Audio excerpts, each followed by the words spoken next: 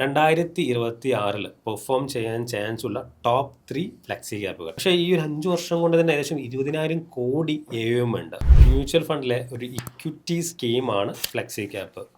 Minimum 65% എങ്കിലും equity സ്കീമുകളിൽ investment ചെയ്യണമെന്നാണ് ഈ സ്കീമിന്റെ ഒരു കണ്ടീഷൻ. പക്ഷെ വലിയൊരു കാര്യം, ഇപ്പോൾ മൾട്ടി ക്യാപ്പ് ആണെന്നുണ്ടെങ്കിൽ 25% ലാർജ് ക്യാപ്പിലായിരിക്കണം, 25% മിഡ് ക്യാപ്പിലായിരിക്കണം, അതുപോലെ സ്മോൾ ക്യാപ്പിലായിരിക്കണം. അങ്ങനെ ഒരു റെസ്ട്രിക്ഷൻ ഇവിടെ ഇല്ല. നല്ലൊരു ഫണ്ട് മാനേജർ ആണെന്നുണ്ടെങ്കിൽ ഏറ്റവും ബെസ്റ്റ് പെർഫോമൻസ് ചെയ്യാൻ പറ്റുന്നൊരു കാറ്റഗറിയാണ് ഫ്ലെക്സി ക്യാപ്പ്.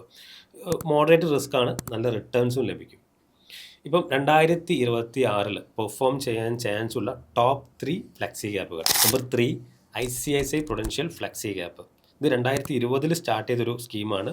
പക്ഷേ ഈ ഒരു 5 വർഷം കൊണ്ട് തന്നെ ഏകദേശം 20,000 കോടി AUM ഉണ്ട്. ഏകദേശം കൺസിസ്റ്റൻ്റ് ആയിട്ട് 19% റിട്ടേൺസ് ഇത് കൊടുത്തിട്ടുണ്ട്. നമ്പർ 2 ഉൾപ്പെടുത്താൻ പറ്റുന്നതാണ് HDFC ഫ്ലെക്സി ക്യാപ്പ്. ഇത് പഴയൊരു ഫണ്ടാണ്, വലിയൊരു സൈസ് AUM ഉണ്ട്. On an average 27% annual return കൊടുത്തിട്ടുണ്ട് കഴിഞ്ഞ 5 വർഷത്തിൽ. Number 1, Parag Parikh flexi cap. 5 വർഷമായി 27-28% ആനുവൽ റിട്ടേൺ കൊടുത്തിട്ടുണ്ട്.